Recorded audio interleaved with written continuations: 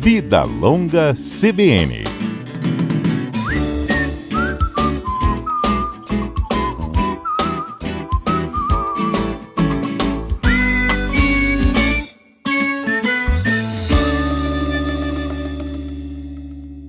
E aí, professor Walter, bom dia. Bom dia, Johnny. Gente, vamos conversar agora com o doutor Walter José Fagundes Pereira. Ele é professor, PhD em neurocirurgia e coordena um grupo de neurociência na Universidade Federal aqui do Espírito Santo. Professor, hoje a gente tem um assunto muito importante para conversar, principalmente os pais, os responsáveis aí por crianças e adolescentes devem ficar muito atentos ao que a gente vai falar agora. Esses jovens estão mais ansiosos, mais deprimidos, com mais problemas psiquiátricos, é isso mesmo? É isso mesmo, Johnny. Um estudo recente, publicado agora em janeiro, numa revista muito importante, mundialmente conhecida, que é o JAMA, mostrou que 1 a cada 10 crianças tem algum tipo de transtorno mental, né? E esse é um estudo assim, muito robusto, que foi feito em 145 países do mundo, né? Com dados coletados até 2018, e isso corresponde, né, a uma taxa aproximadamente de 13% das crianças e adultos jovens, né? O trabalho envolveu crianças de 5 e adultos jovens até 24 anos, com algum tipo de transtorno mental. Professor, e esses transtornos normalmente são os mesmos, têm a ver com a faixa etária, com o estilo de vida? Que retrato, né? Como a gente pode entender esse recorte que foi feito? Sim. Esses transtornos mentais, né, eles são basicamente transtornos de ansiedade e transtornos de depressão, né? E esses índices, eles são realmente, né, em torno de 13%, que corresponderia a aproximadamente 300 milhões, né, de pessoas em todo o mundo dentro dessa faixa etária. Eles são realmente dados alarmantes, né? E uma das questões que a gente levanta é em relação às causas, né? O que vem causando esse aumento, né, da incidência desses transtornos mentais. E hoje, assim, quais E seriam as aí, possíveis causas, né, professor? e aí a gente tem algumas hipóteses, né?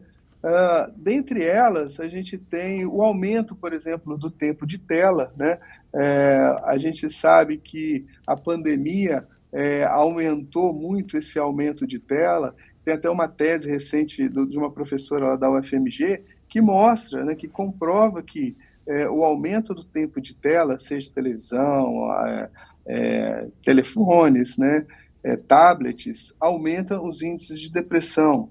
Além disso, a gente pode dizer que o aumento do uso de redes sociais, de alguma forma, pode contribuir para esses transtornos mentais, uma vez que a gente vê crianças, adolescentes cada vez mais competitivos ou frustrados de não estar viajando, de não estar com aquela roupa, de não estar com aquele corpo, de não estar fazendo atividade física, com um sentimento de inveja até, né, alto índice de distração, de perca de foco, né? Diminuição de interação social, né? As crianças ficam, os adolescentes, os jovens ficam o tempo inteiro no tablet, no celular. Isso diminui também a realização de atividade física. Então, assim, tudo isso, de alguma forma, acaba contribuindo para o aumento desses transtornos mentais. O senhor falou aí da questão da ansiedade, a ligação disso com o uso excessivo de telas, por exemplo. Essa pesquisa traz que os mais ansiosos aí no grupo pesquisado têm de 5 a 9 anos, mas os mais depressivos estão naquele grupo a partir de 15 anos de idade até os 24.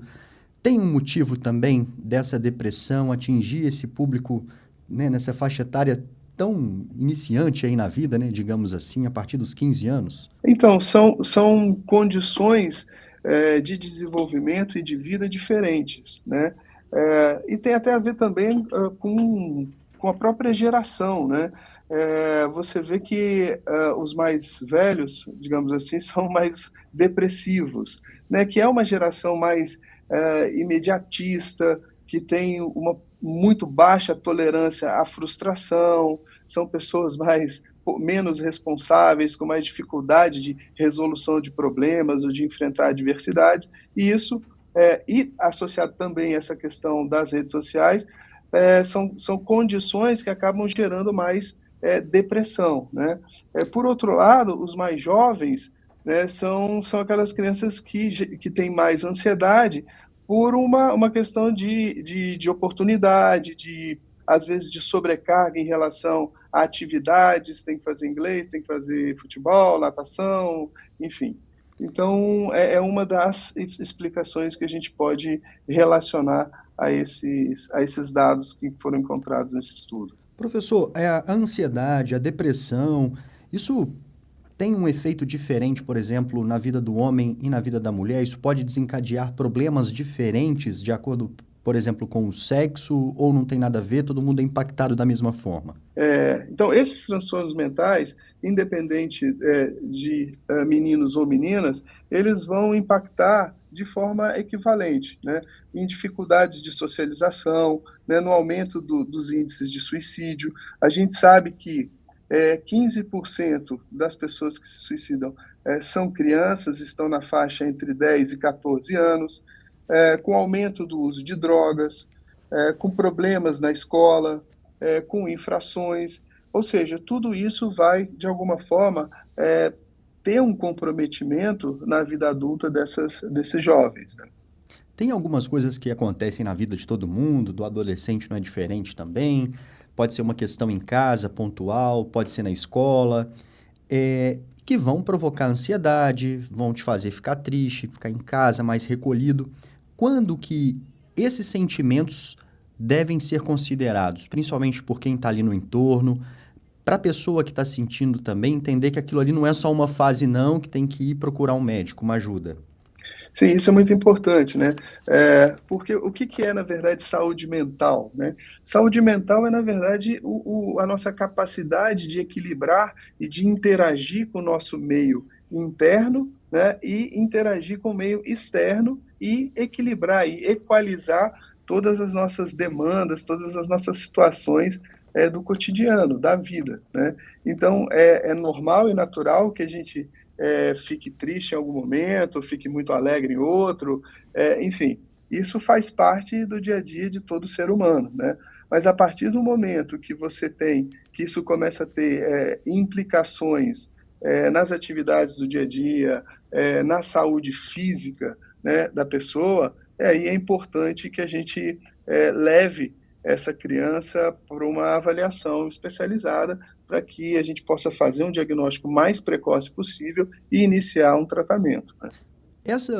Esses distúrbios podem gerar outros, por exemplo, de uma ansiedade, aquilo ficar pior, virar uma doença crônica, por exemplo, ou isso não é possível, doutor?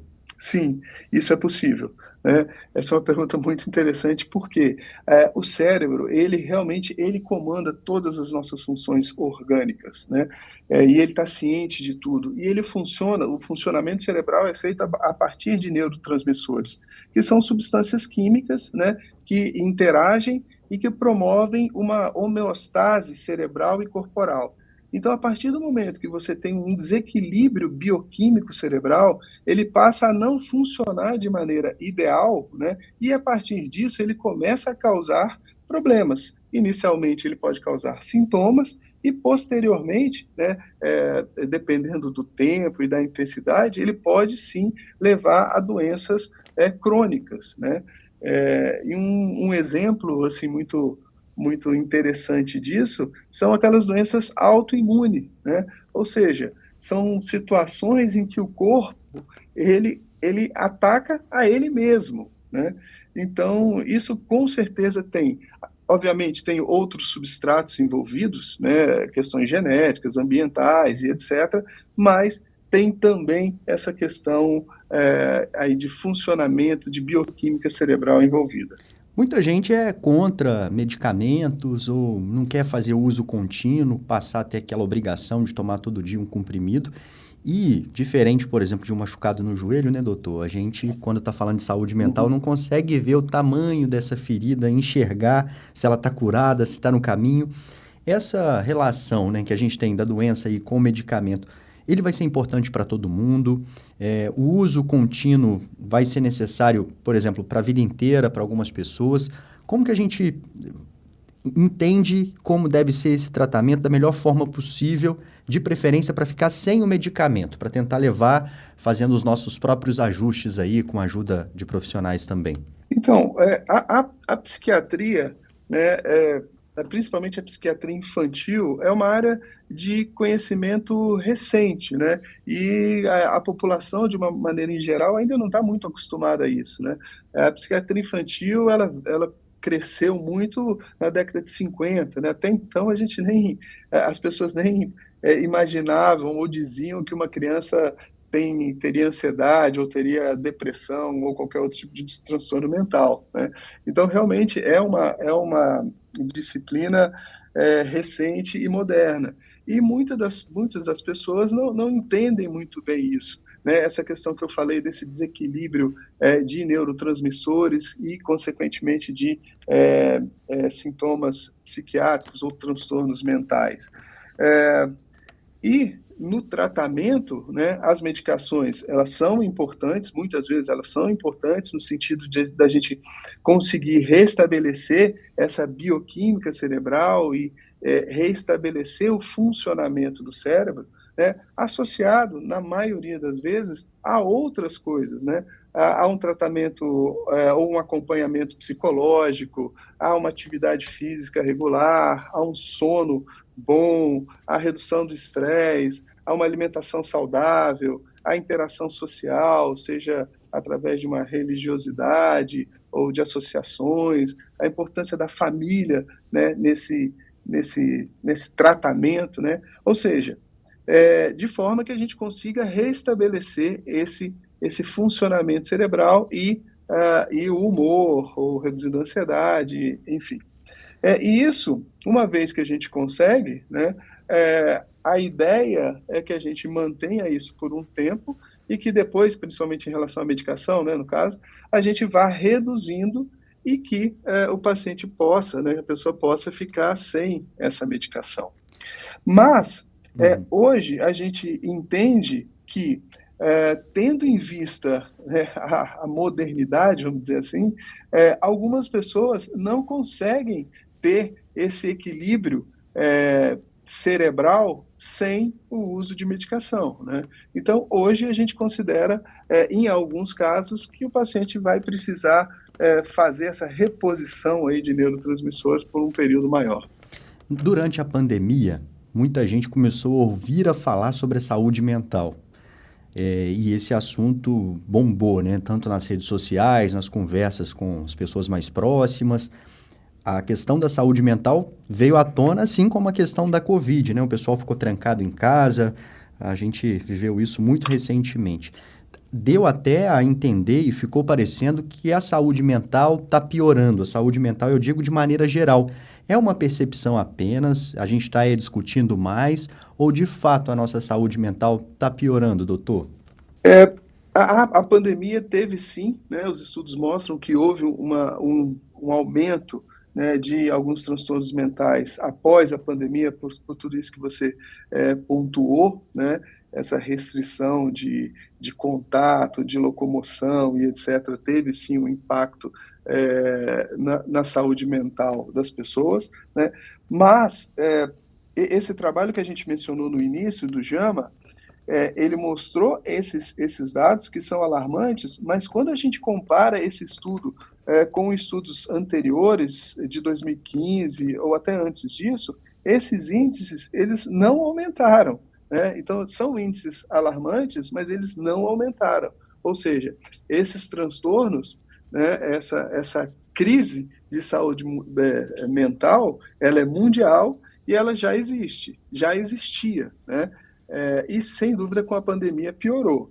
Então, eu acho que a gente tem, sim, discutido mais esse assunto, as pessoas têm se conscientizado e estão entendendo um pouco mais desse assunto, né?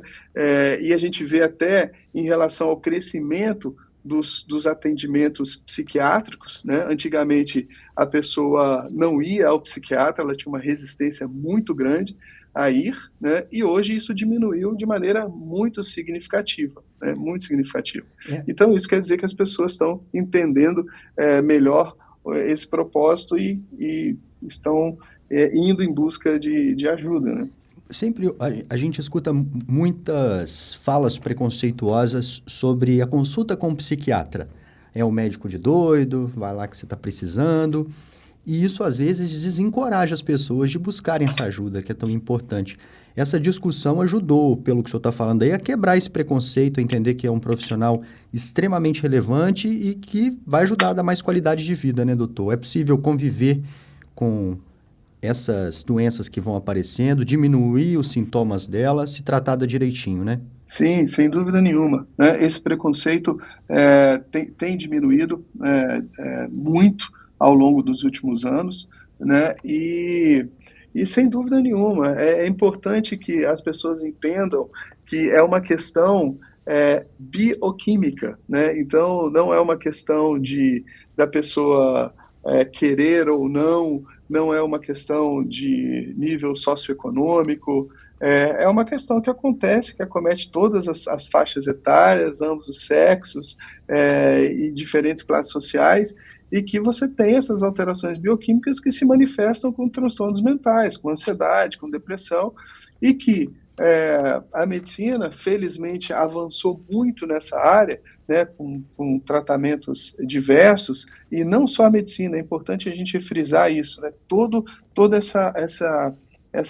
esses outros aspectos que eu comentei, de alimentação, de atividade física, familiar e etc., que são importantes e que realmente melhoram essa bioquímica cerebral, melhoram esse funcionamento cerebral e tira esses pacientes desses quadros ansiosos, depressivos, etc., que muitas vezes têm repercussões significativas no dia a dia, na vida, né, e eventualmente, né, culminando com tentativa de suicídio, né? Importante a gente reforçar, principalmente para quem tem um adolescente na família, cuida de alguma criança. Rapidamente aqui, doutor, quais os sintomas que a gente deve ficar atento? Começou a apresentar mudança no comportamento, a gente já deve ajudar essa pessoa ou tomar conhecimento de que precisa ajuda? Eu costumo dizer que a gente precisa, né, quem tem filho, quem tem criança, adolescente, a gente precisa ser pai, a gente precisa ser mãe, ser avó, ser avô, enfim. Então você precisa estar perto, né, do seu filho, da sua filha, acompanhar o dia a dia, partilhar dos medos, das angústias, dos desejos, o máximo possível, né? Claro que a gente sabe que tem uma certa limitação aí, e a partir disso a gente vai tentando ajudar, aconselhar, observar comportamentos depressivos, alteração de um perfil, né? Então a criança que é alegre, que é comunicativa e começa a ficar triste, que começa a mudar comportamento, né? Comportamentos ansiosos. Eu acho que esse aí é um ponto em que a gente, quando consegue conversar e obter alguma informação, é interessante. Quando isso não é possível, a gente procurar um profissional que possa ajudar. Professor, muito obrigado por conversar com a gente aqui hoje, viu? Bom dia para o senhor. Bom dia, eu que agradeço. Um abraço a todos. Um abraço. Um abraço. Obrigado pela entrevista. A gente conversou, gente, com o professor Walter José Fagundes Pereira. Ele é PhD em neurocirurgia e também coordena um grupo de neurociência na Universidade Federal aqui do Espírito Santo.